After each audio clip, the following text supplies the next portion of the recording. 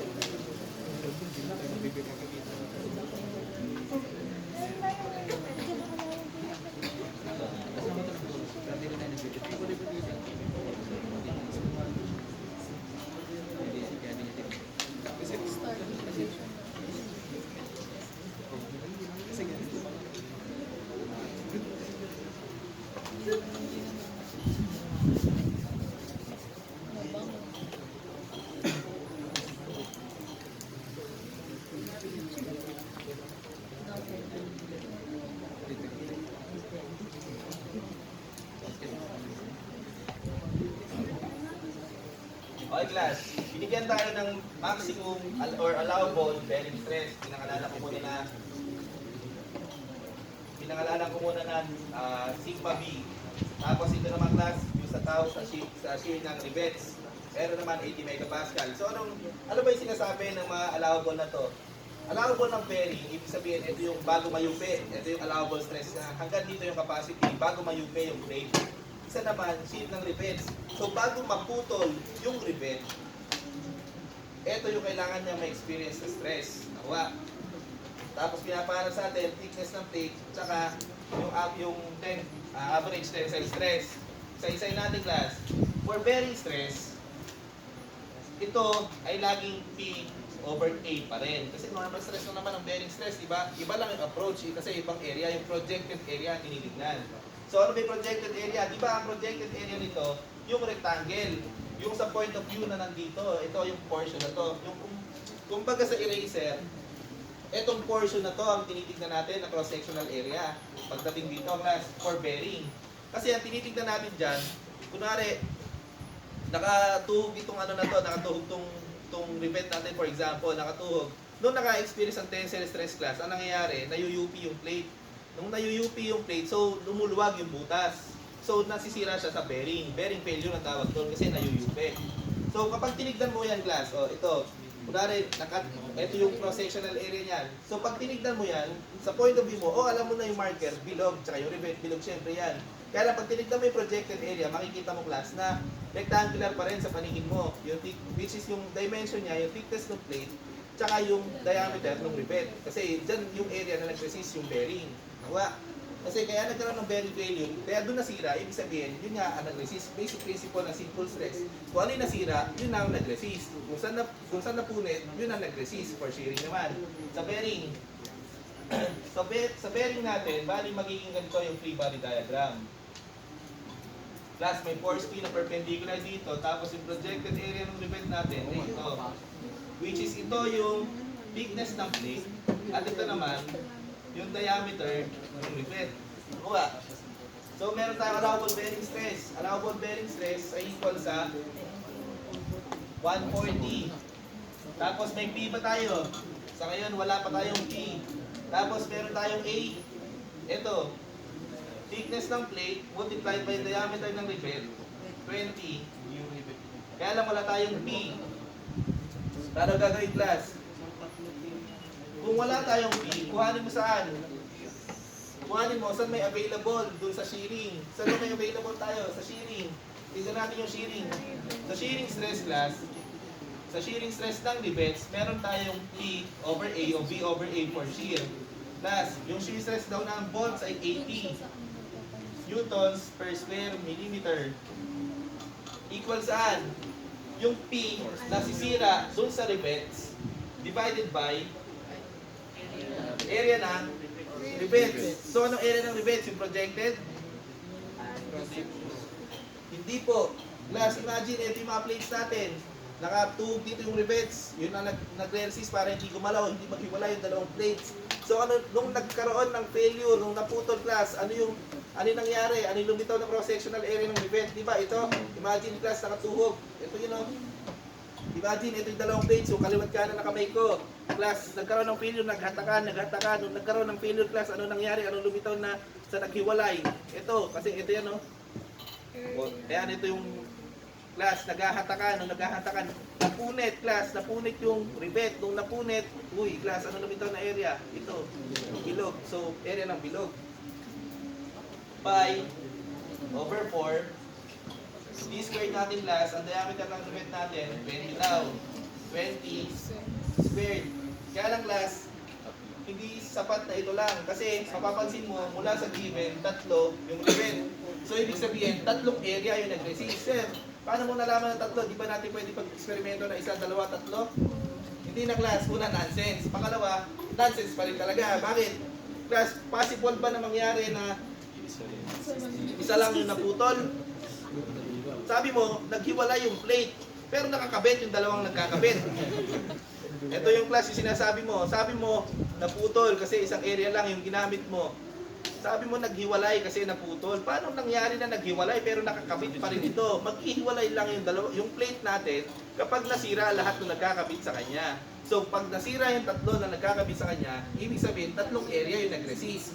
So, tatlong area yung nag-resist, ibig sabihin, times 3 ito, class. Sa P natin, ilan? 24,000 pi, ano unit? Sir, wala pong 3 po yun sa plate ko. Oo nga eh, mamali ko nga talaga kayo eh. Thank you, Master Randy. Pero seryoso, hindi naman joke yun, talagang iyaano ko yung kayo. Newtons, 24,000 pi Newton. So ito yung force P na nire-require na para sa shearing, para hindi masira sa shearing. So, titignan natin, since hindi naman tayo, napapansin nyo yung difference na bakit parang ang add ng problem? Kasi kadalasan sa mga ganitong type ng problem, dalawang P yung lilitaw na sagot. Nakapag-solve na kayo ng ganyang class, dalawang P yung lilitaw na sagot. Isa for bearing, isa for shearing, tapos pag-compare mo yung dalawang P. Parang yung sa mga dati natin example, yung nauna, yung last meeting. Di ba class, naalala nyo yun? Tapos i-compare mo, ano yung tama, yung pag-maximum ka ako, yung mas maliit, di ba? Yung binanggit ko pa, aerodynamic ako ng design, ganito, ganyan.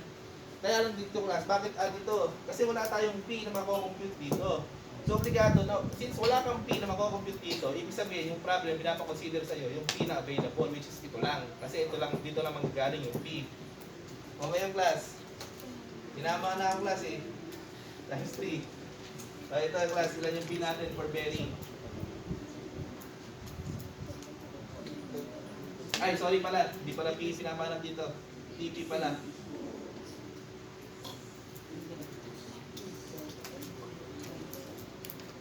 Ilan? 8.9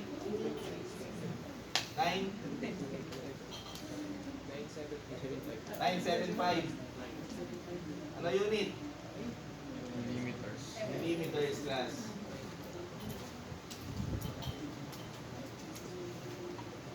O, letter B. Ang sinasabi dito, average tensile stress given sa ganong condition.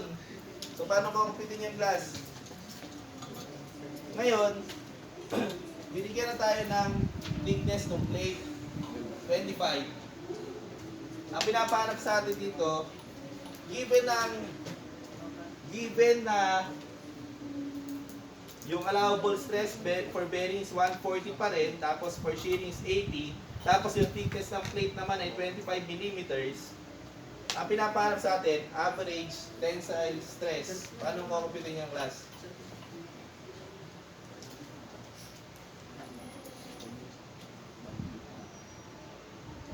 If yung thickness ng plate is equal to 25 millimeters, ano yung average tensile stress? Paano ko kumpitin yung class?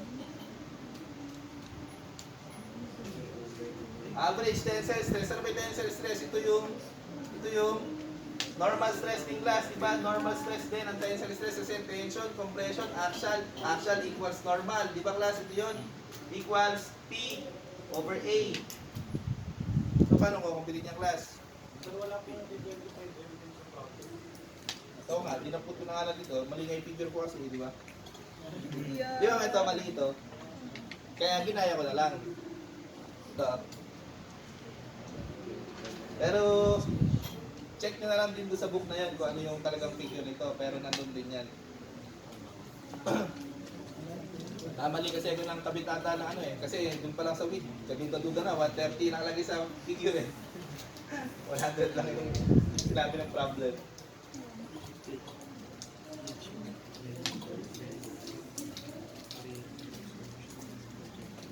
O class, pang-average tensile stress, paano gagawin natin?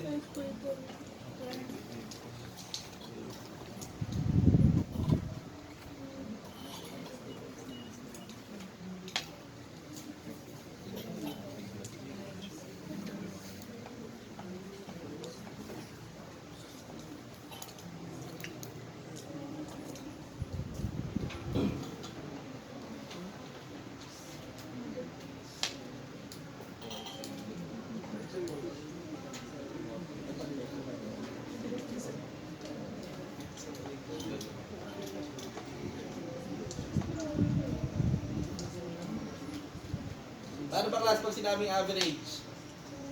Kung maximum value yung gusto mong palitawin, ang ipapalit mo, maximum values. Kung average yung ipapalit mo, dapat mo ipalit, average din, tama? Nakalimutan nyo na ba yung diniscuss ko sa inyo last time? Ngayon nako-compute natin na tensile stresses, ganito ganyan, lahat yon ay average. Parang sa velocity kako, di ba may instantaneous velocity, merong average velocity. Ang kino-compute natin kadalasan sa mga problem, average velocity. Ang instantaneous velocity kasi yung exact nung time na yon.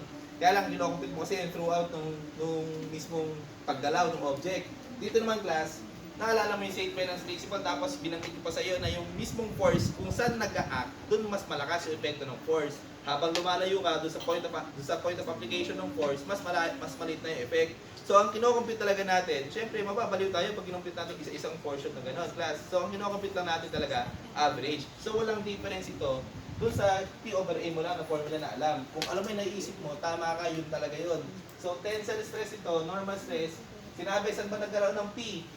Yung sa 24,000 pi, di ba class? 24,000 pi divided by, ano yung area natin ngayon? This time class, Late. this time class, 35. this time class, ano yung area natin?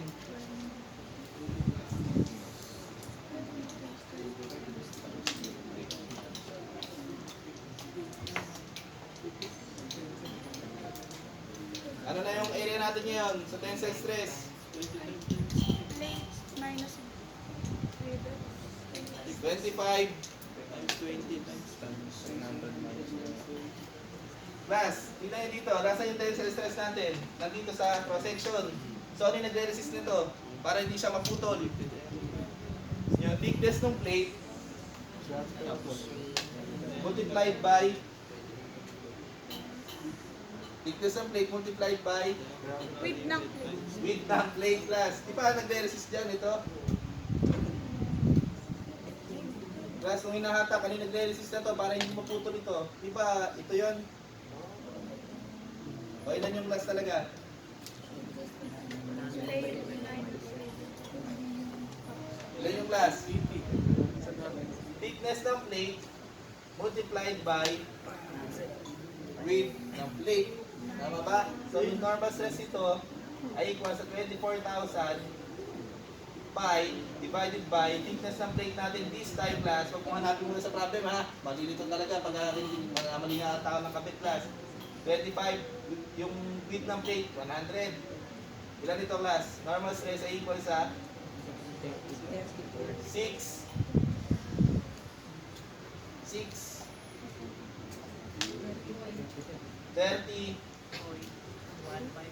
1.5 mega Pascal. Kaya na class? Ha? 30.15 lang. Mega Pascal. Kaya lang, bakit mali ito class? Nabawasan po ba yun? Babawas mo pa yung diameter ng rivet kasi hindi naman ito yung critical section class, di ba? Ang critical section nito, syempre yung pinakamaliit na section kung saan magkakaroon ng failure.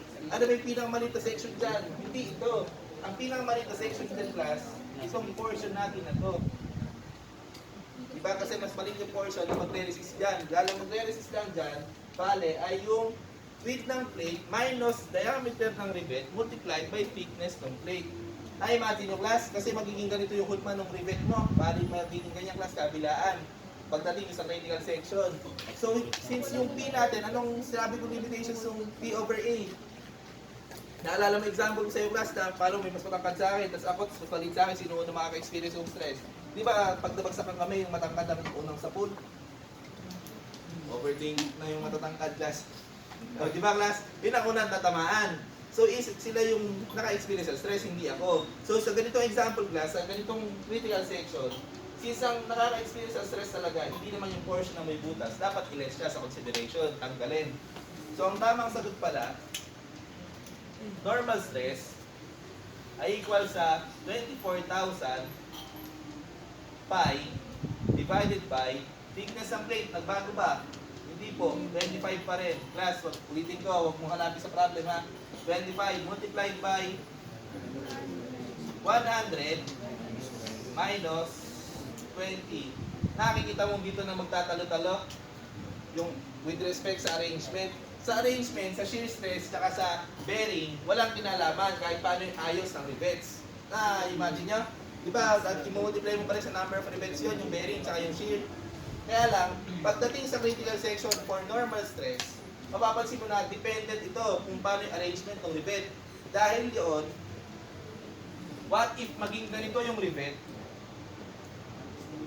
minus 60 dapat yun, kasi yun ang critical section. Nakuha nyo na?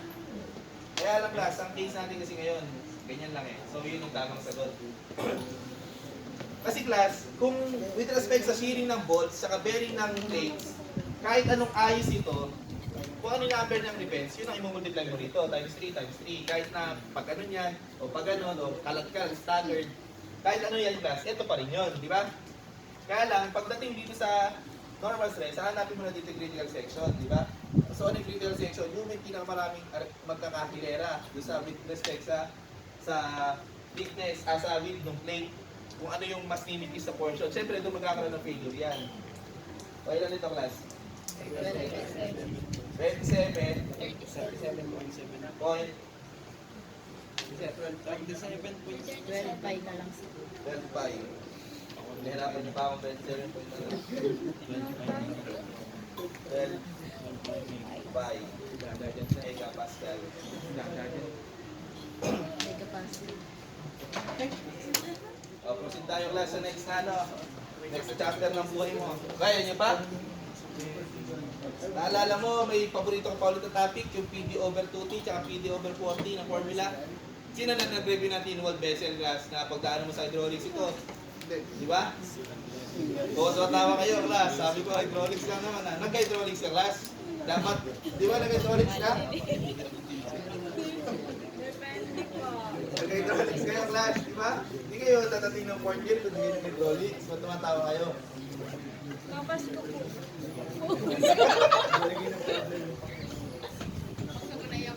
Stop mo na muna, Max. Stop ko po. Mamay, i-share kayo kasi post nyo muna.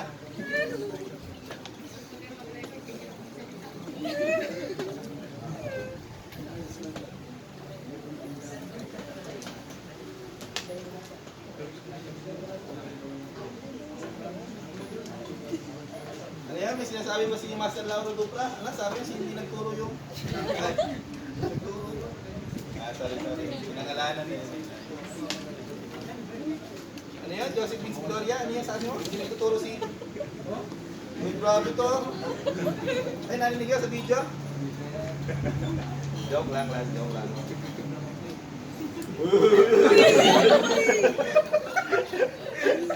Class number 4 tayo. Show that the stress in a thin-walled spherical shell of diameter D and wall thickness T is subjected to internal pressure P is given by S equals PD over 40. Naalala mo class yung thin-walled vessel?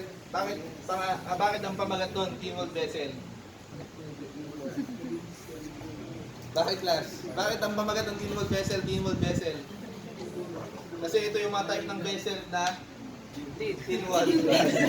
Totoo rin naman, class. Wala nang ibang yung paliwanag. Huwag mo nang pahirapan. Yun naman talaga yung paliwanag nun. Kasi sobrang nipis na nung thickness ng mismong vessel. Kaya nga tin wall vessel talaga yung pangalan.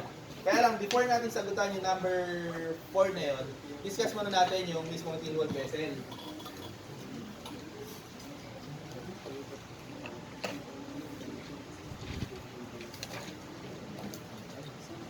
May derivation pala ito, class. Class, meron talagang derivation ulit. May formula. Sabi nga sa'yo, mas masarap i-derive kaysa kabisaduhin.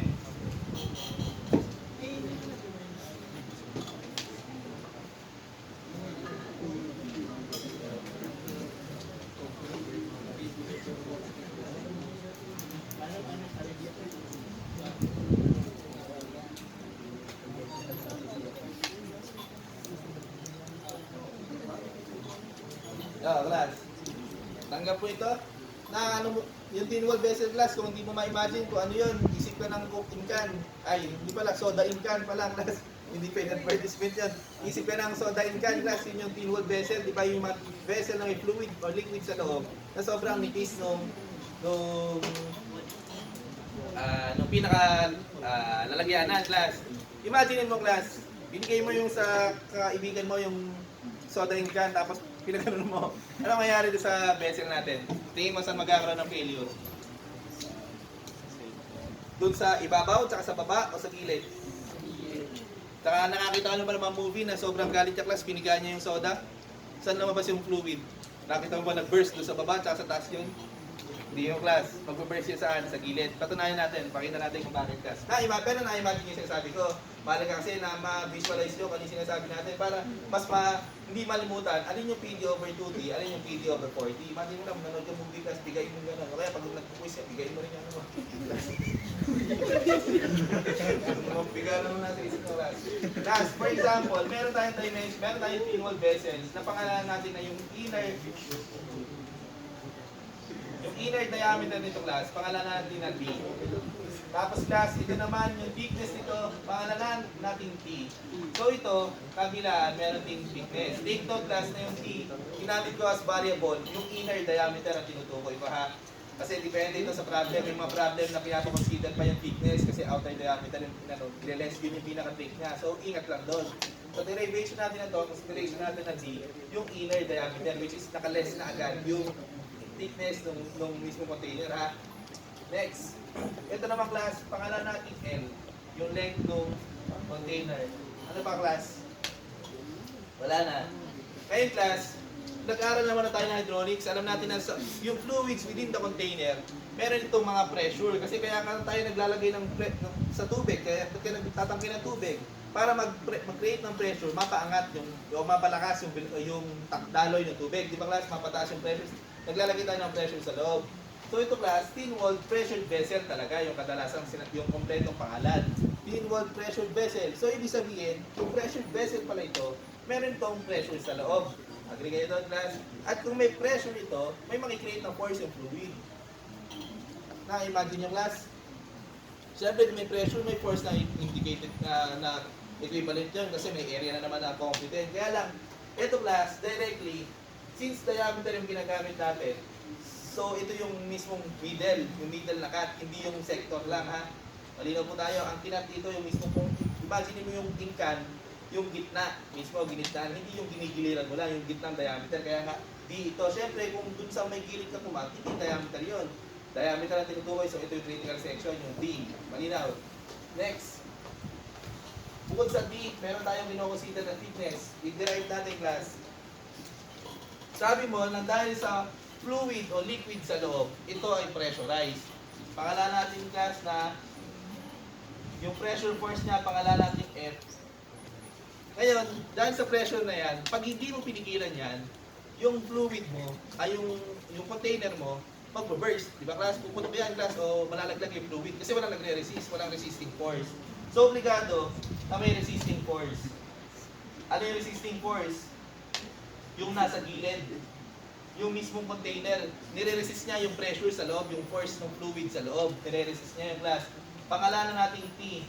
Kaya lang, tanongin kita, class, ano yung tawag sa portion na to. Ito yung pahaba. Ito yung longitudinal. Diba class? Pagka yung paganyan yung cut, longitudinal section. Bakit? Kasi ang pinapakita mo dyan, yung pahaba na section. Kapag yung isa, yung pagano ng cut, transverse section, yung tawag doon. Di ba para sa bahay din, para mag-cut ng bahay class. Longitudinal doon syempre, yung along doon sa mahaba. Yun ang longitudinal section. Yung transverse, yung along doon sa mas maikling portion ng bahay. Dito class, imagine meron tayong incan. Meron pa kayong tumbler class. Ay, huwag na pala, baka dumumi. Class, imagine meron lang tayong incan. Pag hinati mo yun doon sa gitna, ang lilitaw yung pinakabilog, yung ibabaw. Yun yung transverse section. Tama? Tapos kapag kinat mo naman yun, yung pahaba, ang lilitaw doon, longitudinal section, which is ito yun. Longitudinal section. Longitudinal section class. Longitudinal section yung cut, ang lilitaw na stress. Ano class? Longitudinal section yung cut, ano yung lilitaw na type ng stress?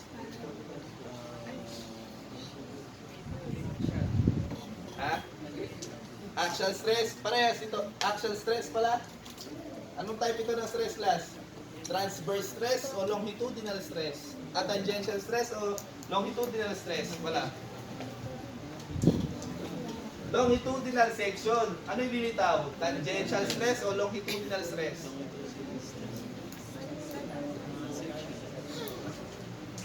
Ano class? Longitudinal yung cut, ang lilitaw ko na stress ay tangential o longitudinal? Ano class? Imagine mo na class, kung longitudinal yung cut ko, ang lilitaw dito ay yung tangential stress. Bakit tangential stress? Kasi gano'n naman, pag kinat mo na longitudinal, ang lumilitaw doon, yung cross-section, di ba? So yung kabaliktaran ang lumilitaw. Longitudinal yung cut mo, yung kabaliktaran ang lilitaw. Ano pa class? Isa pa. Ano ba sinasabi ng tangential? Sa line natin, kapag tumatama sa circle, ang tangential stress na sinasabi, yung once na tama. Kunwari class, nag-drawing ako ng bilog. O kunwari, bilog na lang yan. Nag-drawing ka ng tangent line. Ang sinasabing tangent line, yung line na tatama, once lang doon sa bilog. So yung force natin na to, ito yung mga nasa gilid ng class. Di ba, steel wall dito? So, since steel wall dito, ina-assume natin na once lang tumatama yung line dito, yung line of action dito, once lang tatama sa pagkabilog. So, tangential stress yung lumilitaw. Nakuha, bakit tangential stress?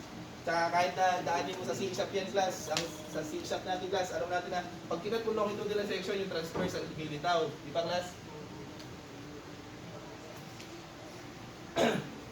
O ngayon, alam natin ngayon na longitudinal section, lilitaw, ay ang lilitaw dyan ay yung tangential stress. Next, summation Fy is equal to 0 given na meron tayong soda incan for example na nung stay mo, hindi naman kumano ka mo, hindi naman pumutok.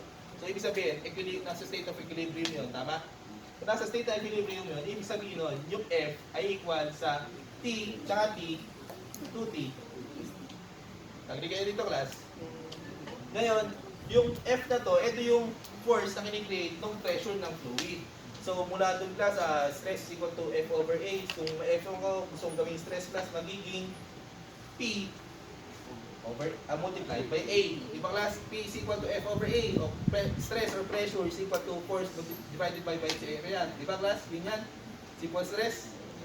O, pressure ng fluid, pakala natin pressure ng fluid multiplied by area kung loob equals 2. Ito yung tensile force o tangential force na na-experience ngayon ng lata. Ito, ng vessel. Ngayon, since T yan, force yan, so may equivalent dito na pressure, na stress. So ano na nga yung stress na made-develop dito? Sabi mo dito, tangential stress. Nakuha? Kaya lang, para maging tangential stress yung stress, ay yung force, dapat i-multiply mo sa area. So, linawin natin yung area kasi makaka-cancel yan pag hindi mo nilinaw. P ng fluid multiplied by, saan nag-a-act ito class? Yung force natin, yung F natin, nag-a-act saan? Ito yung class, di ba? Di ba dyan nag-a-act yun? So, saan yan class? D multiplied by L. Na-imagine nyo na class? Yung T na to, tsaka yung L, bali rectangular. Di ba pag tinignan mo rin naman talaga yung ikinat mo yung cylindrical, tinignan mo sa gitna yun, rectangle naman sa taas yun. Di ba? Class T multiplied by L equals 2, tapos yung tangential stress, ano yung area class? Yung area ay thickness multiplied by length. Thickness multiplied by length. Uy, class, paborito ko na naman. At yung tangential stress mo pala ay equal sa P ng fluid o pressure ng fluid multiplied by diameter ng vessel, inner diameter, over 2T. Ayos ba class? PD over 2T. Mas madali ang class na intindihin kaysa kabisaduhin. Pag kinabisa mo yan, may PD over 2T, tsaka PD over 4T, maliligaw ka na naman dyan class. At dali-dali lang naman i-derive, di ba? Paborito mo naman yan, summation F4 is equal to 0. Parang grades. Class, si tangential stress,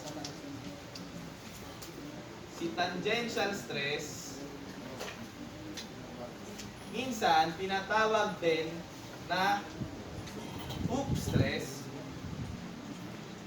minsan tinatawag din na circumferential stress,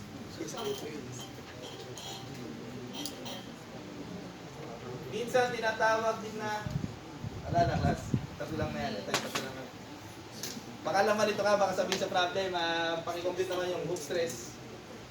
Tapos nagpakaling ka na kasi binanggit ko na sa'yo, tangential stress. Kaya binanggit ko na circumferential, hoop, tsaka tangential, iisa lang sila ha. Huwag magpanik yung PD over 2T. Pero sabi nga sa'yo, huwag mong kabisaduhin.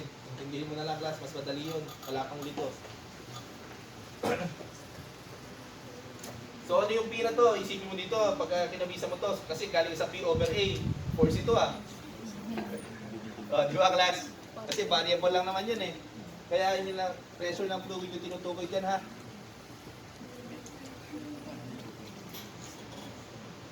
Lagay ko na nga class, papabalik ka pa. Tangential stress.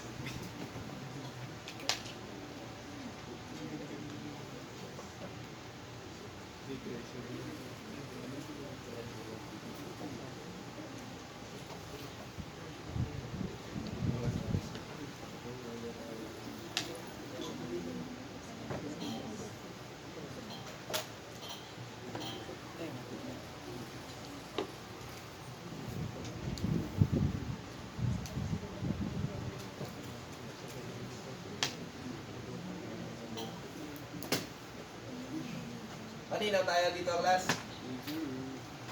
O ngayon, dalawa kang formula yan, PD over 2T tsaka PD over 4T. Palitawin naman natin yung isa.